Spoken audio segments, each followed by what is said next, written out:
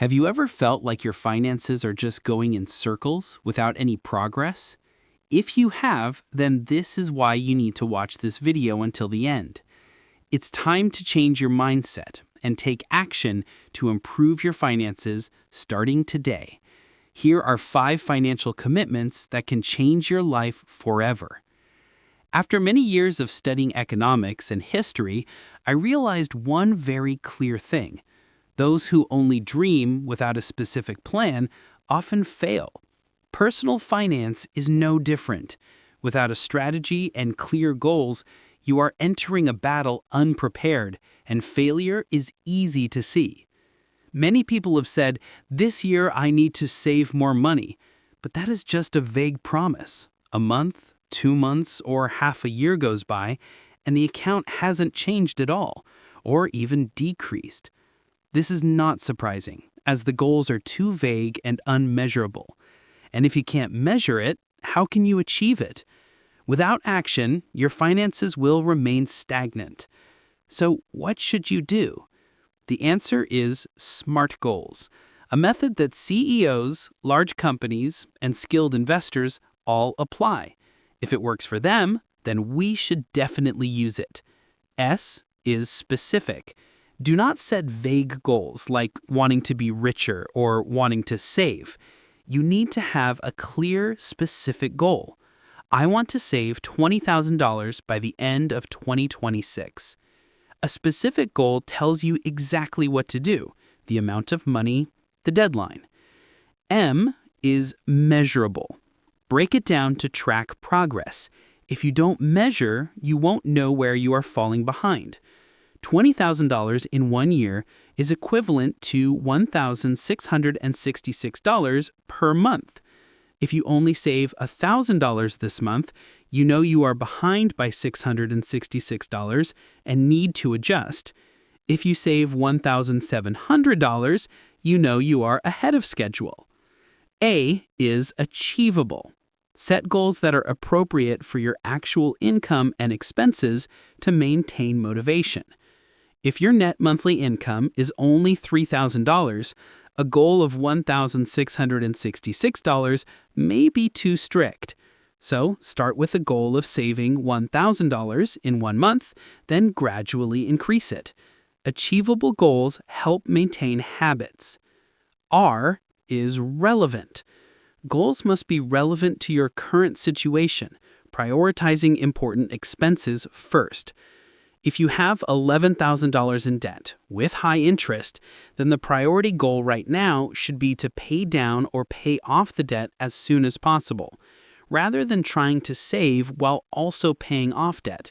When the debt decreases, the effectiveness of saving will improve. T is time-bound. A specific deadline helps avoid procrastination. For example, by March 30th, 2026, I will have $5,000 in my savings account. Break it down into smaller milestones. Check at the end of each month and quarterly, every 3 months. Just by changing the way you set goals, a vague promise can turn into an actionable plan. However, the plan still needs tracking tools. Otherwise, everything can easily become mere theory.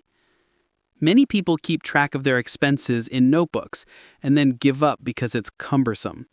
Instead, using Google Sheets or financial management apps like MoneyLover, Misa, or PocketGuard will help automatically summarize income and expenses, compare progress with goals, for example, show how much you are short to reach $1,666 in a month, remind you of goals, and alert you when spending exceeds limits. Imagine, money is your soldiers, you are the general, SMART is your strategy, and the financial app is your battle map. Without a map, you won't know if you are winning or losing, and often it's losing. The second financial commitment I want to talk about in today's video is smart spending. I meet quite a few people, from office workers to business owners, even very wealthy individuals. And one thing I've noticed, wealthy people often do not spend based on emotions, while those who struggle financially tend to spend uncontrollably. Many people stand in front of an item, their hearts racing, thinking, just buy it, what's the big loss? It looks nice, I only live once. But the reality is that we often buy out of emotion, not because of actual needs. The feeling of satisfaction when clicking order or swiping a card lasts only a few seconds, but the feeling of regret when looking at the account at the end of the month lasts a long time. A close friend of mine once said, I don't understand why I never have any money left. When we opened the bank statement, we saw ordering 2 Amazon items every day, buying shoes on sale online, and then purchasing a $200 mechanical keyboard, even though a regular keyboard under $50 would work just fine. The reason many people face financial difficulties is not because of low income, but because of uncontrolled spending. So how can we spend smarter? First, we need to distinguish between needs and wants. Stand in front of an item and ask yourself, do I really need it? If the answer is probably not, but it looks nice, then that is something you want, not something you need. There is a simple financial rule that financially stable people often apply, the 50-30-20 rule. 50% of income goes to essential needs like housing, food, transportation, insurance, and utilities. 30% goes to wants like clothing, entertainment, travel, and tech gadgets. The remaining 20% is for savings and investments. If you do not save and invest, you will only work to pay bills and will never make significant progress financially. There is a highly effective tip. Wait 24 hours before buying any item that is truly necessary. For example, a new phone, a nice pair of shoes, or a very eye-catching outfit. Instead of buying immediately, wait 24 hours. During that time, ask yourself, will my life be affected if I don't buy it? Most people realize that these items are just temporary emotions. Imagine if you save $500 each month from unnecessary expenses. In a year, that's $6,000. If you invest it and benefit from compound interest, the long-term profit is significant. Suppose there are 2 people with the same income of $3,000 in a month. The first person spends everything, saves nothing, and when needed has no money available in the account. The second person saves $700, invests $300, spends reasonably, and has a clear plan. After 5 years, the first person remains poor, while the second person has over $42,000, not counting profits from investments and compound interest. That is the power of spending discipline. So the next time you see a tempting item on flash sale, pause for a moment and ask yourself, do I really need it, or am I just being swayed by emotions? Saving is a good habit, but if you only save without investing, you are waving a white flag in surrender to inflation. Imagine putting your money in a safe and not using it. Each year, the value of that money will decrease due to inflation. Eventually, you realize that the money you saved your whole life is not even enough to buy a small apartment. This happens to many people. The reason is that they do not let their money work for them, and that is also why investing is a principle you must understand clearly. When it comes to investing, many people immediately think of stocks, real estate, crypto, or gold. While these are popular investment channels, the important thing is not to choose one name among them, but to understand the nature of each channel and allocate risks appropriately. Investing is investing, not gambling. This is an intellectual game where those with knowledge and discipline are the winners. We can take Warren Buffett as an example.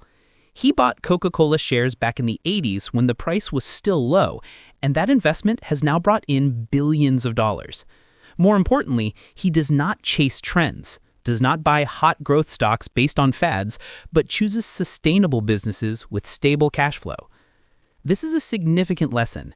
Choose assets with long-term value, rather than chasing temporary trends. One important principle that everyone needs to remember is do not put all your eggs in one basket. If you only invest in a single channel, you are putting yourself at risk of losing everything when the market fluctuates. History has proven this many times. The 2008 financial crisis wiped out billions of dollars from the real estate market. Just recently, the market for the game CS2 lost $3 billion after just one update. So, what does smart investing look like? It is a combination of various asset types. A portion in stocks to take advantage of long-term growth, a portion in real estate for stability. a little gold for protection against volatility. If you like to take risks, you can try investing in crypto, but you should only allocate about 5% to this category. Additionally, ETFs are a safe and sustainable option if you do not want to worry about tracking each stock.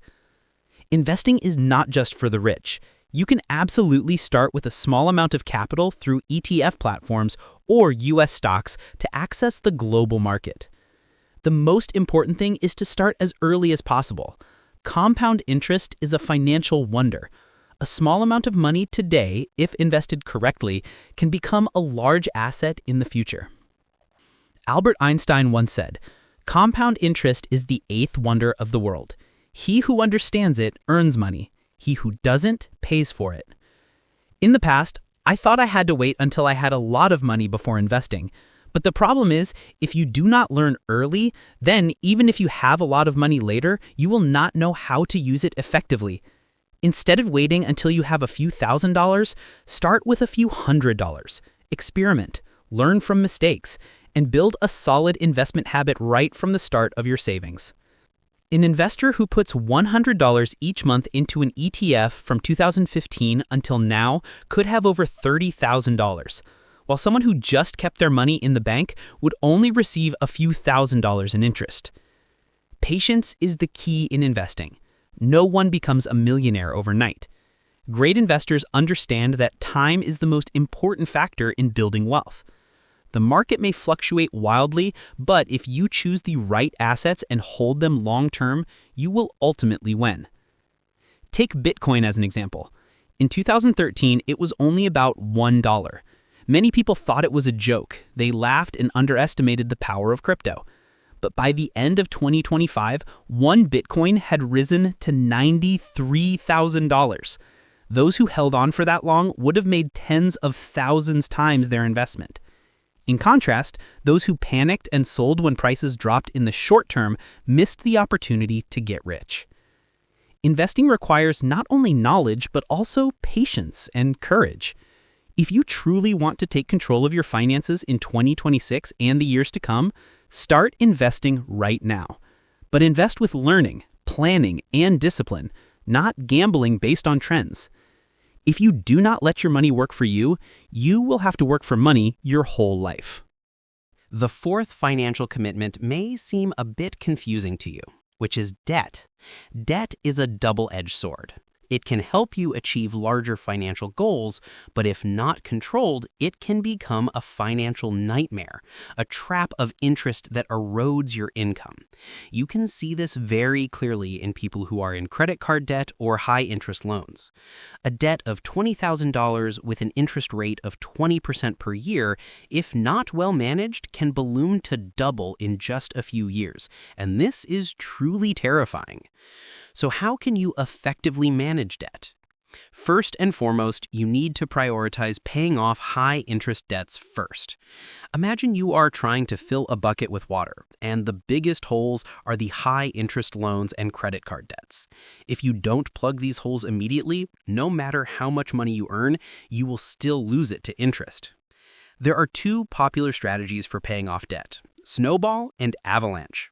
Snowball: pay off the smallest debts first to create momentum and a sense of accomplishment. Once the small debt is resolved, you will have more resources to tackle the larger debts. Avalanche: focus on paying off the debt with the highest interest rate first, even if it is the largest debt.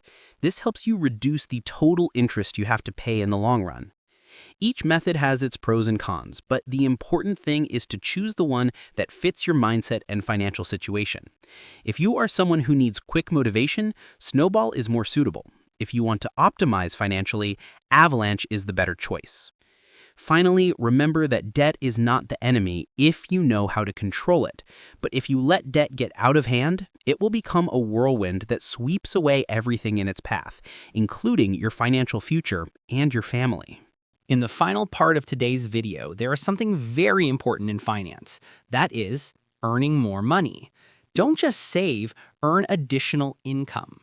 When you earn more money, you won't need to save so drastically. This is one of the most fundamental mindsets to escape the vicious cycle of earning just enough to survive and move into the phase of earning money to enjoy life. The truth is always harsh. You cannot save your way to wealth. Saving helps you survive longer at your current living standard, but it cannot create a financial breakthrough. If your goal is to buy a house, buy a car, travel, or simply not worry about money every day, then you need a strategy to increase your income. Imagine you are rowing a small boat on the river of finance. If the boat has a hole, then saving is like trying to bail out water to avoid sinking. But if you don't repair or upgrade the boat, you will remain stuck on the river and won't be able to go any further. To break out into the open sea, you need a stronger engine, that is, earning more money.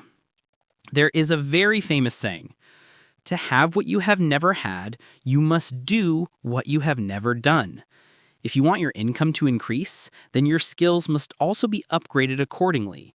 Modern jobs are changing rapidly. Those with new skills are always the ones who earn more money. Looking back at history, each industrial revolution has created a new wealthy class. When machines replaced manual labor, those who knew how to operate machines became valuable. When the internet exploded, coders, data analysts, and technology experts became the highest earners. Now, AI and automation are opening a new era. Those who know how to use AI will be the winners. The more important problems you can solve, the more valuable you are, and the more money you can earn. Focus on learning skills that help you solve bigger problems rather than just doing repetitive tasks. If you rely solely on one source of income from your main job, you are putting all your eggs in one basket. This is very risky. If the company downsizes, if the industry is affected by a recession, or simply if you cannot work for personal reasons, your income will be cut off immediately. So how can you avoid that? Take advantage of side jobs to create additional income without quitting your current job. If you have skills in design, writing, programming, translation, or any expertise on freelance platforms. Of course, the most important thing is to understand the market and create real value before investing or starting to avoid unnecessary losses.